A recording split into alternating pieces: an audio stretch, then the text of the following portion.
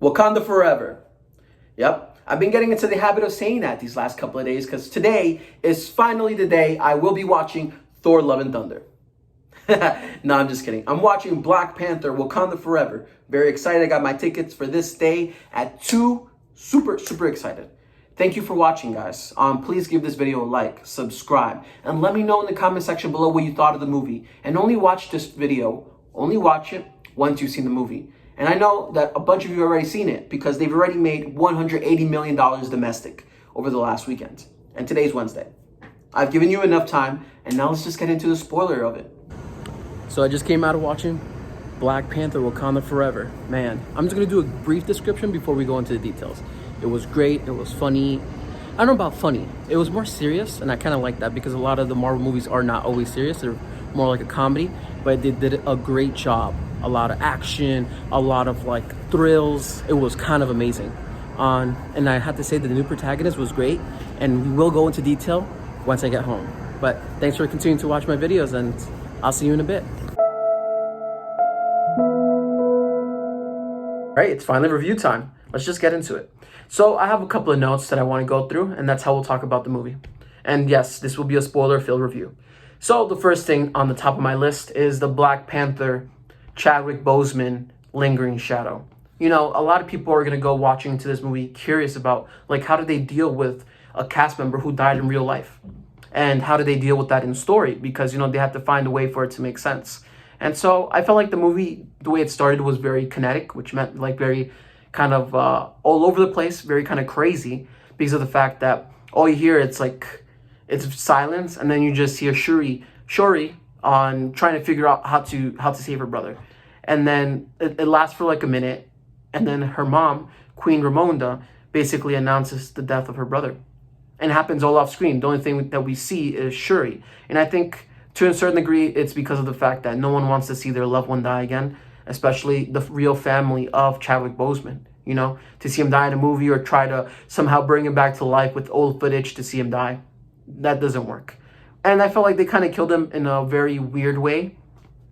Because of the fact that they're trying to be respectful, that they killed him off screen and stuff like that, which makes sense. But, you know, I forgot about the fact that in the last movie, Killmonger actually destroyed all of the plants that gave them the power of Black Panther. And so, to be honest with you, I don't understand what was going on in that moment until towards the end of the movie when you see Shuri trying to synthesize the plant so she could become the next Black Panther. I told you guys, full spoilers here. And so I didn't realize that until much later in the movie.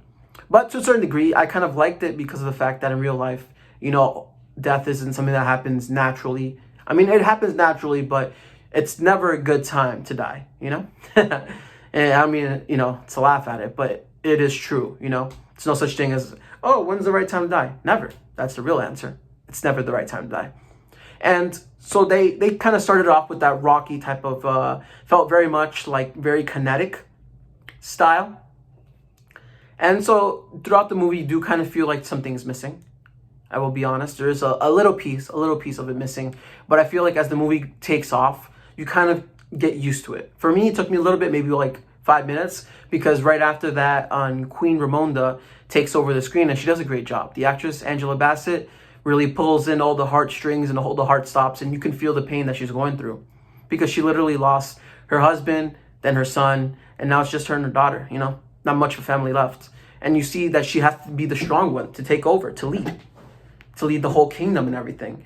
And so I was actually put Queen Ramonda a little lower on my list, but I think we should talk about her now. I felt like she did a really good job, and then you could feel on what happens a lot of times when you lose someone. You can feel her fear of losing, of loss. You know, she's already lost a lot, and then she's scared that she's going to lose more. And then her daughter goes missing in the movie, you know, and that's when she ends up firing the character Okoye, aka Michonne in The Walking Dead. Man, she does an amazing job in this movie. I think I've become a much bigger fan with this movie because we actually get more time to see Okoye in action and kind of make jokes and be a person. And I think she's already a great actress. So to be able to give her the spotlight that she deserves really helps. Really helps to sell the importance of who she is. Because in reality, she's a guard. She's a royal guard. And, you know, that position is very important, especially if you're living in a monarchy. You know, long live the queen. And so I thought that on when she fired, basically she stripped her powers away. Queen Ramonda stripped her powers away. And I felt that, and you could feel that she was very much in pain, all the way until the end when Namor kills her. Yeah, that was crazy. I didn't expect that to happen, and it was very sad. She was literally just killed by water, and that's actually personally a big fear of mine. I always thought that I can fight in the air. I mean, not in the air. I feel like the air is similar, but it's hard to fight in the water. Or where you're trying to survive and there's too much water and you just drown. Sometimes for me, even going underwater hurts my nose a lot. And so to actually drown is very scary for me, especially because there's so much more water than there is people, And so really, eventually it's kind of revealed who the main character is, which is Shuri. Shuri is our lead actress, our lead star of the movie, as we see her transformation from being, let me see, basically like this kind of side character into something much bigger, to something more important, and it takes a minute. I feel like it takes a minute for her to take over the screen, but after a while, I really did start to kind of care a lot about her. They really gave her time to shine as a character so we can see her thoughts, her doubts, the reason why she doesn't want to let go of technology, her fear of losing control, and then on even her brother. And then eventually having to face death again when they kill her mom. And then she's going to have to face the same rage that her brother faced. And it's kind of poetic to have it in that way because, in the movie Captain America Civil War, Black Panther, Chadwick Boseman's character, T'Challa, had to deal with the loss of his father. And he goes for vengeance. And then you see this happen again in Black Panther 2. And so this time she's going for vengeance because her mom was killed. But she was already angry anyways because her brother was killed long before that from a disease.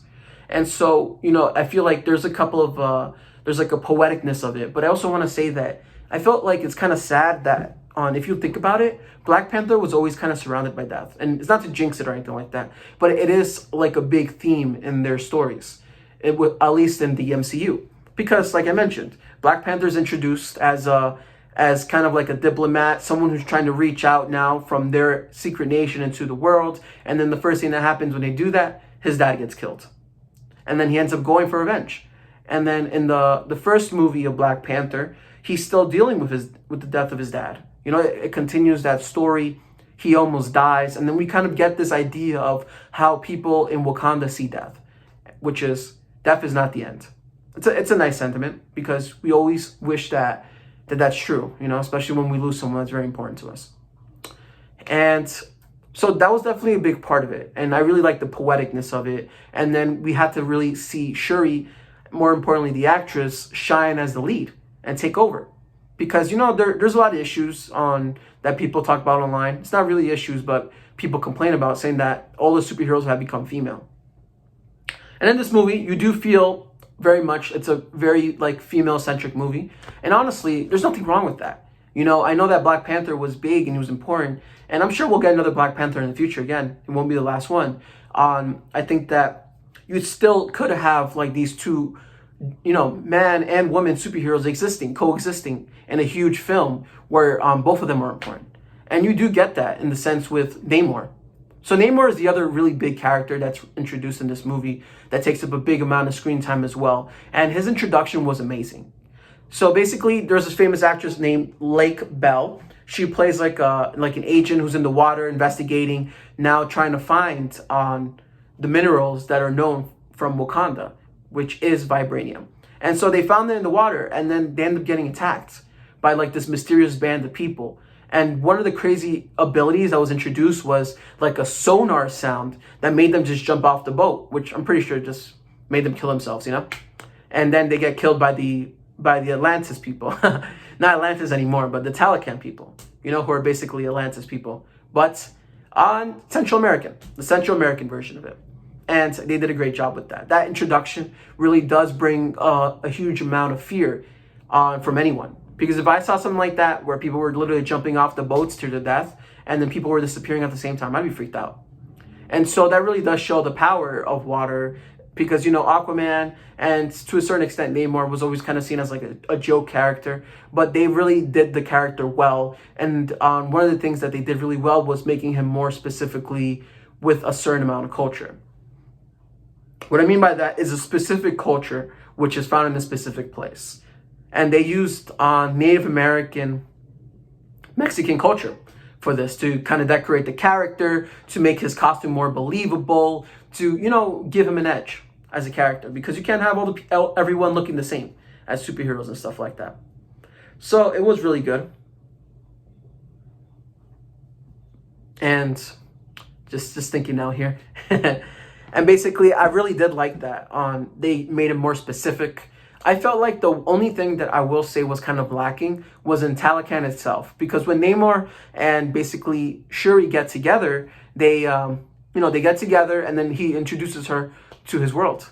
He's like, you're one of the first surface dwellers to come into my world. And then she sees it, and she's like, it's beautiful. But I mean, I always felt like water places, water towns, water cities, that type of stuff was always lacking. I don't know why.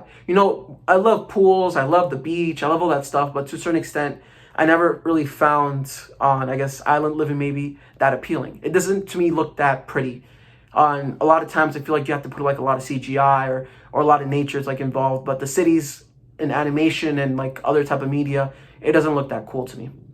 I prefer like things like what Wakanda does, looks amazing. They did a really great job with that city and that country, bringing it to life, even behind that invisible force field, which hides their beautiful nation. So that's really cool. We get to see more of that, and I really like that. But I also want to say that the character of, let me see their name, Namora and Atuma. Atuma I thought was pretty scary, and Namora too. I thought that they were kind of just more like the muscle. I felt like I didn't get enough time with them to really relate to them as much as the way that I related to the character of Okoye, to Queen Ramonda, to Shuri, and also Nakia. Nakia was great. She was really cool. She was like the ultimate spy character. I thought she did a really great job with the character. And especially when she started speaking Spanish and her Spanish was like good. I was like, oh shit, nice. And so, you do get to feel more of the kineticness, of the craziness, and the realism of what it takes to bring a fake nation into the world. You know what I mean? Like, obviously, they had to create a lot of sets. They had to mix that with CGI, but also with the characters really believing that they're from this place.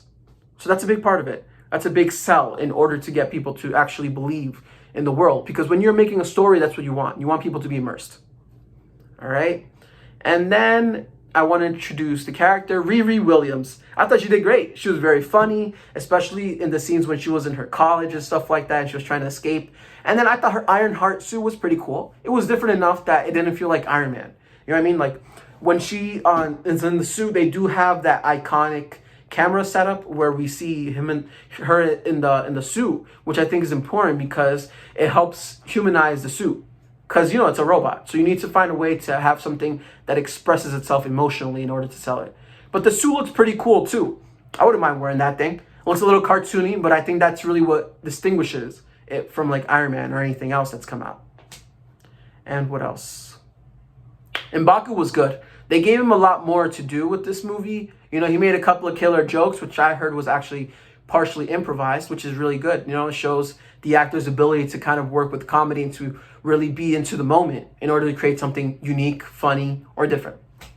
And also they give him some moments to really help Shuri get on the right road, because to a certain extent, she was missing her brother. She needed that type of guidance. And then you get that for a second with Namor. Or I felt like it could either be kind of like a sibling thing or like a romantic thing. I felt like it could go either way with Shuri and Namor, which I thought was good. It creates a distinct flavor for the characters. So, but M'Baku was showing that he really did care and wanted to join and be more part of Wakanda and the society that he's a part of. Even though for a long time, his tribe was considered separate, like a separate nation or a group that rebelled from within the bigger nation. And so, I thought it was good. He was funny. I think that the fact that he stood out in the first movie gave him more confidence as an actor to really be more out there, and specifically probably the writers and the director to give him more time to shine. And I thought that was really good because he's a great actor. Winston Duke. He was great in Us, and so I'm very excited to see what else he has to do, and maybe based on the way the movie ended, he might be our next king of Wakanda. He might not be Black Panther, but he will be king. What else? So the other thing that stood out to me was the guest appearance of Valentina Allegra de Fontaine. They're really kind of, I feel like to a certain extent, pushing her on us. But for me, she's also growing on me as well. Because, you know, obviously we keep seeing her appearances similar to like what we saw Samuel Jackson's character in the early part of the phase 1, phase 2 of the MCU. You know, she's very cool. I think she's very cool, very funny, very witty. And then now we got to find a little bit more about her background, which was that she was once married to Everett Ross, who is, you know, the agent that follows in the Black Panther movies. So that was cool to kind of see her have more of a bigger tie into the MCU's history. And speaking of tie, so we found out that Namor has been existing for centuries, which I feel like is a very much a trend of the Phase 4 Marvel movies. What do I mean by that? Basically, in the last few movies, they've been saying, "Oh yeah, we've been here the whole time. You know, we've been in the world the whole time, but we haven't done anything. We've just been invisible, and we appear now." And I think it's kind of like, I guess it's to kind of expand the world to make it feel like there is a past, and of course there is a future and a present into it. But I feel like sometimes it feels a little cramped because all of a sudden you have to start thinking about like, oh, the Eternals were in the past. Why didn't they do anything when Iron Man became Iron Man or this or that? And now Namor was in the past. Who do you think he fought with? Do you think he met other superheroes before and they just never talked about it for some strange reason?